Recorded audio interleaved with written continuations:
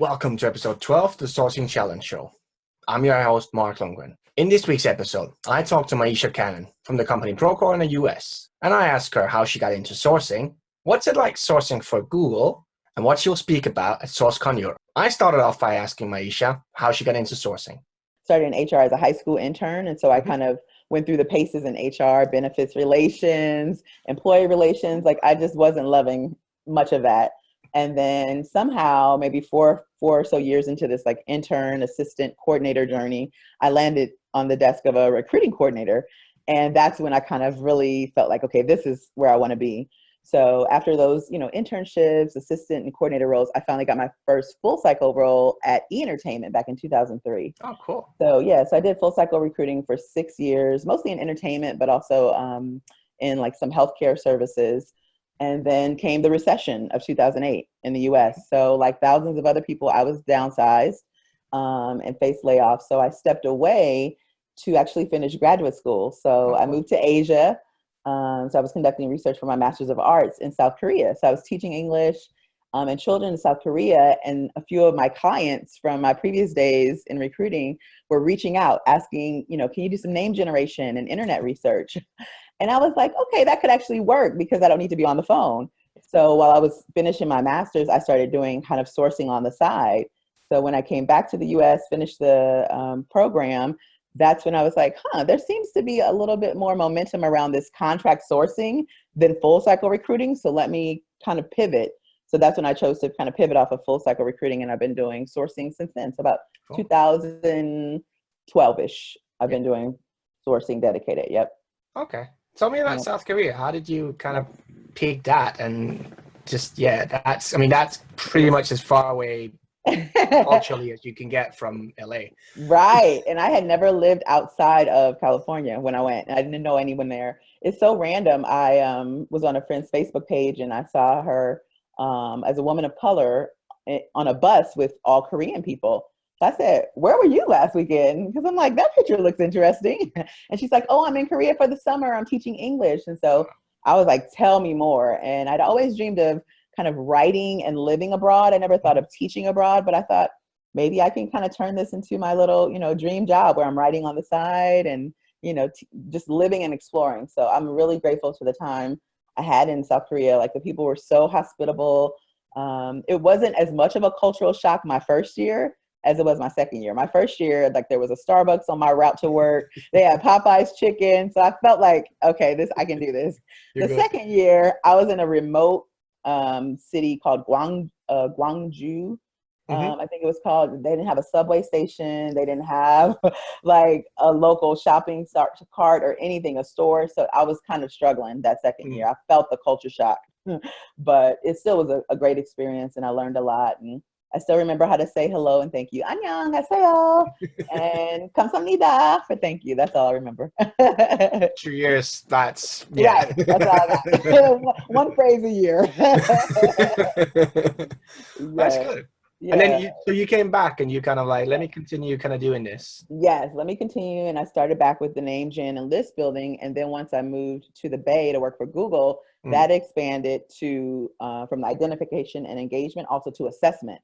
So getting on the phone with engineers for 10 or 15 minutes to try to screen them out. And so I learned a lot. Like in that first 6 months of Google, I can't count how many mistakes I made because I didn't know the difference between C++, C#, .NET technologies or web layer technologies. So I'm just screening people with, C++, like, yeah, let me put you through for the interview. Sounds right, yeah. Right. And then when my manager's like, your activity is great, keep going. And then I'm like, nobody's passing the interview. So let me pause, and really figure this out. So I was living right down the street from Stanford at the time. So my husband and I signed up for some coding classes with Extension, so I took a Python coding class and he went on to take JavaScript. I was like, I'm good with Python. Like, let my brain just sit with this. But it helped a lot, and just understanding kind of the differences. And I just didn't realize technology was so vast, but it actually endeared me more to tech sourcing because I was like, every conversation is so different.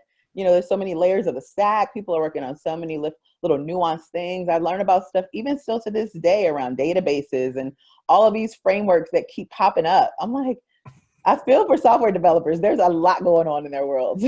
So yeah, so it was great, and I've enjoyed sourcing since then. I'm doing less technical now and more tech non-tech mix. So Mhm. that's been really great. But yeah, sourcing has just been a great, I don't know, it's been a better fit for me, I think, even than the full cycle recruiting. Because all the client management you have to do in Oh addition to the God. candidate management, it can be Yeah. overwhelming. Sourcing is much more contained. I think that's why I like it so Yeah. much. So Google, that's always been for me. That's always been an enigma. Like, how Mm, much of it is outbound, and how much of it wow. is going through the every developer in the world at some point probably applied anyway. Right. What did they say? Like 4 million applications a year at last Yeah. count. It probably is more than that now. You know what's funny is that so I had applied to work at Google probably 2 or 3 times over the course of my career and had never heard back.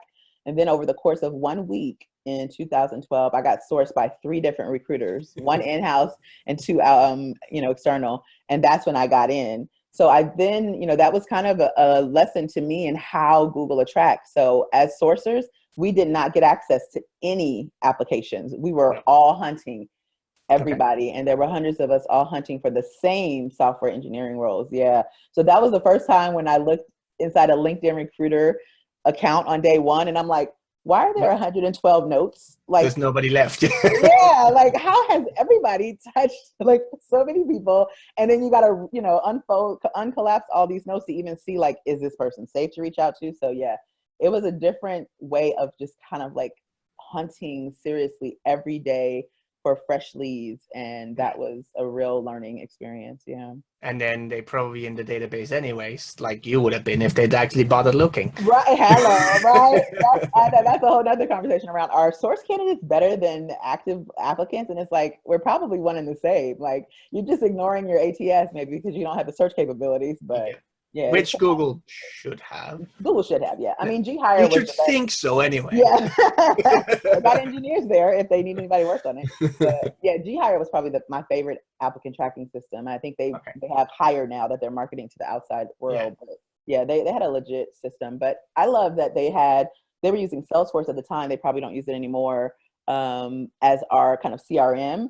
So that was the first time as a sourcing, professional or recruiter that we had a team that was just entering loads and loads of leads every night, so that every morning in Salesforce we would have a fresh queue. Oh, And I'm cool. like, oh, this must be what sales professionals feel like, like they're getting, these leads that are generated kind of while they sleep. And then you Yeah. can just kind of start in with what you said, like double checking, triple checking that nobody's touched them. And when after an hour of checking, finally there's someone you can reach out to. You're like, yes, give me a phone. I'm calling them now. That seems painful as well, It though. was painful. That is the word for it. I've since dyed all my gray hairs in the front that I got. Yeah, exactly. I've been in a couple of those companies where you're like, Right. this isn't productive at Yeah. all. And it's not sustainable. No. And, I sometimes joke about one day I'll write a blog about how I was in a nightmare position in my dream company, Yeah. because it wasn't a kind of role where if you're creative and if you're strategic that you can bring ideas and experiment, because it's like,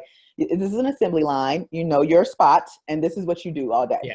And get with it and produce at a very high quality. Yeah. That's what I've seen in most of the the multinationals I've been in as well. It's like, Oh, really? these are the ones that really got it down. You're like, Yeah.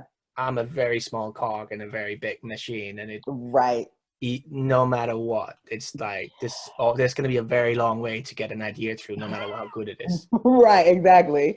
Right. Someone might overhear the idea and then they take it to the boardroom and they get credit for it, but it's gonna be a while before you can implement any real change. So, but it That's was cool. great. I wouldn't change my time there for anything. Great people. Well, you would have been in if you could, you would have been in a place where you could actually afford to live there. Yeah, right. That part. Yeah. Sustainability. Yeah, I couldn't. I stayed in the Bay 3 years, and that's about all I could handle. Yeah. So tell me about what you do now. Then Yeah. what's the new role? And you saying you now with a mix of tech and non-tech. Yes, a mix of non-tech and tech. And then what's really exciting is that right now I'm the only sourcer on the team. So I'm Wow. getting to partner with my recruiting peers, and I'm conducting these skill assessments that allow me to kind of meet each person where they are and start doing some individualized education plans, really, or individualized sourcing plans, and help them level up their skills. So Cool. that's what really attracted me to the role. My VP that I interviewed with said that he wanted the entire team to start sourcing more and see how I could benefit. Yeah. So it's really nice because, when you do a big talk like we're going to be doing in SourceCon a couple of months, you have to kind of make this one macro presentation, not knowing where everybody is. So you're like, hopefully someone advanced is getting something. Hopefully the beginners are not confused, but this one-on-one is great because I can customize what I'm building out and help people optimize the tools that we're already using. Like, I've been really surprised that we're not really optimizing LinkedIn Recruiter and Sourcer, all the tools that we're already paying for. So that's really fun. And then I do some sourcing for executive roles as they come up, and then product and tech as well on the executive side. So it's been really fun. Oh, cool. And in terms of the tools, what's your search stack look like today? So I'm using, of course, LinkedIn Recruiter. I use Text Expander just for administrative, saving time. I really love this tool, Loom. Have you used Loom yet? Yeah, it's one of the kind of three that I use a lot. Good. But I use a browser. Yeah. Okay. So yeah, I love using Loom and Zoom, of course, that we're using now. And then G Suite, of course, is what we use for email and Sheets. We do a lot of collaboration. And those are really my go-to. And Evernote. Evernote is where I do all my tracking and documentation. So I'll play with some other tools from time to time, but those are kind of like the ones that I know I'm going to touch every day. Okay. That sounds good. Like for you as well, like when you kind of get started, where was your influences from? Like when you kind of realized that, hold on, this kind of, the name generation and the kind of sourcing piece is like, where did you go to pick up tricks and learn? Because that's always the kind of thing. Everybody has their own kind of ways to that. Right. That's so true. I have to see if my mind can remember back that far.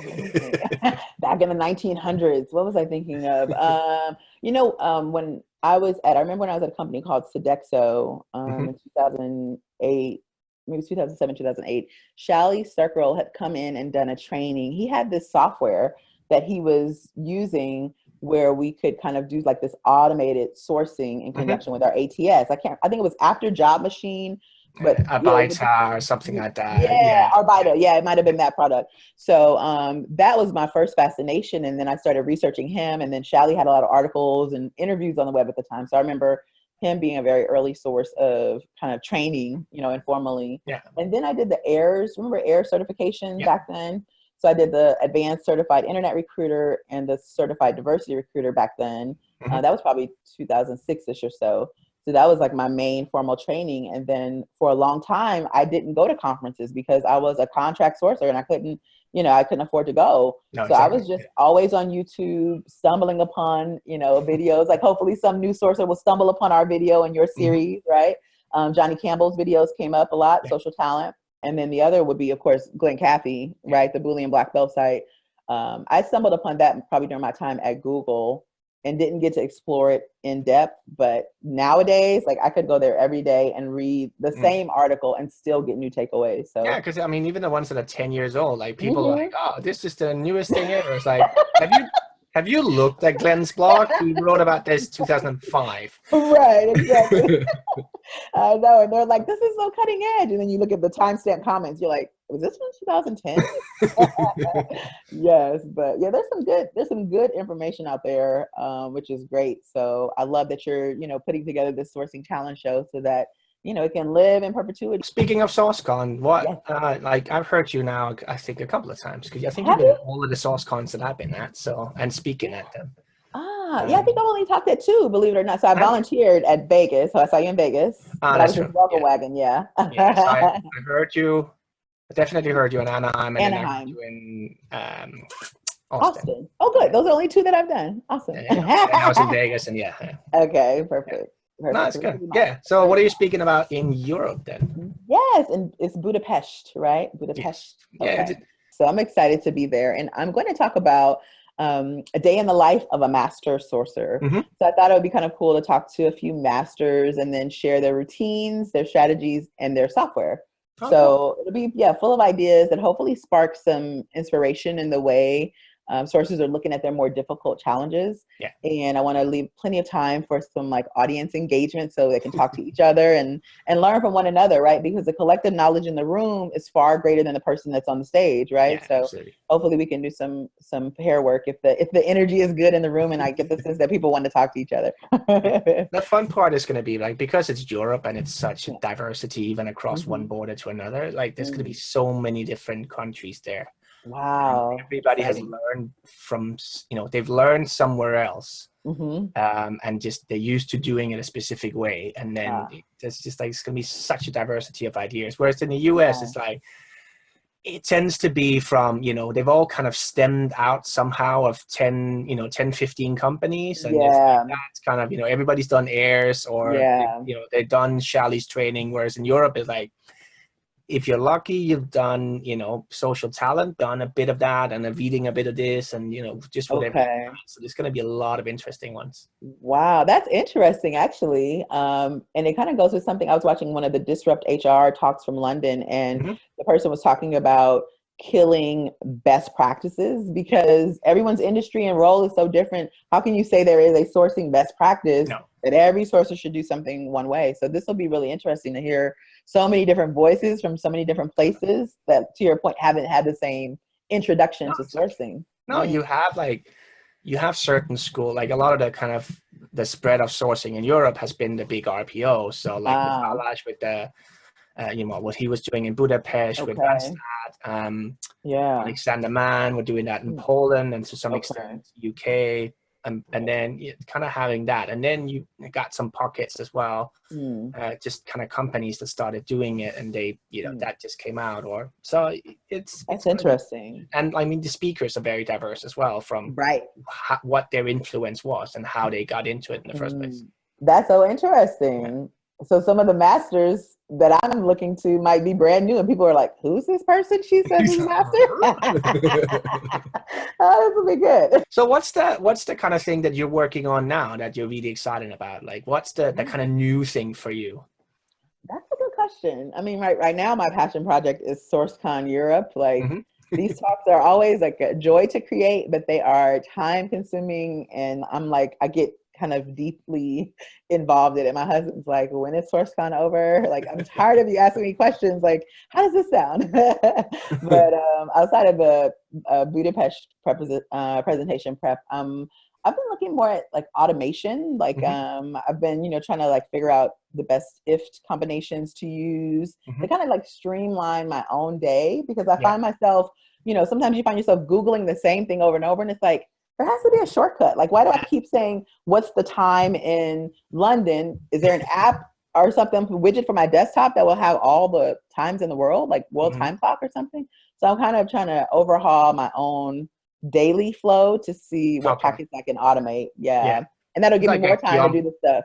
No, is that what Guillaume was saying as well? He says, if I find myself having to do something twice, I want to automate it because that means I'm probably going to do it more times. So, that's interesting. Says, whatever I can, I'm going to automate it because I know I'm probably going to end up doing it again. So even if it takes me more time to automate it now, it's going to save me in the long run.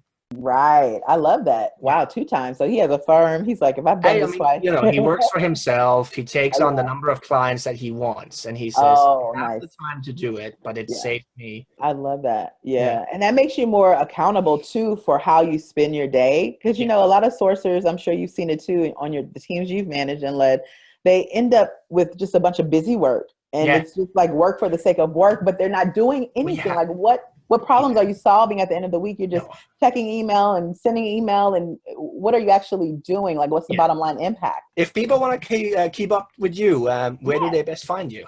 I'm always on Twitter, of course, at Talent Genie. And then on my website, I write from time to time. So first name, last name, MaishaCannon.com. Cool. Yeah. Oh, look, thank you very much thank you for talking to me, and I see you very soon in Budapest. Yay, my first time in Europe. I'm excited to see you. Oh, you haven't been to Europe at all? Never been. Nope. And then you're going straight to Hungary. Yeah, I can't wait. I've seen really beautiful pictures online, so I'm excited.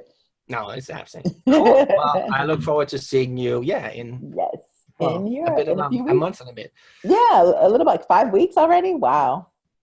I got work to do. I need to finish this presentation. Oh yeah, we all. Good. I'm glad I'm not alone. Awesome. Well, enjoy the rest of your weekend, Mark. Have fun. Have a very good Saturday, Maisha. Thank you. All right. I'll see you soon. Bye. Bye-bye. Thank you all for watching. I'll be back next week with a new sourcing conversation. If you want to be one of the first ones to see the new episodes, make sure you subscribe to this channel.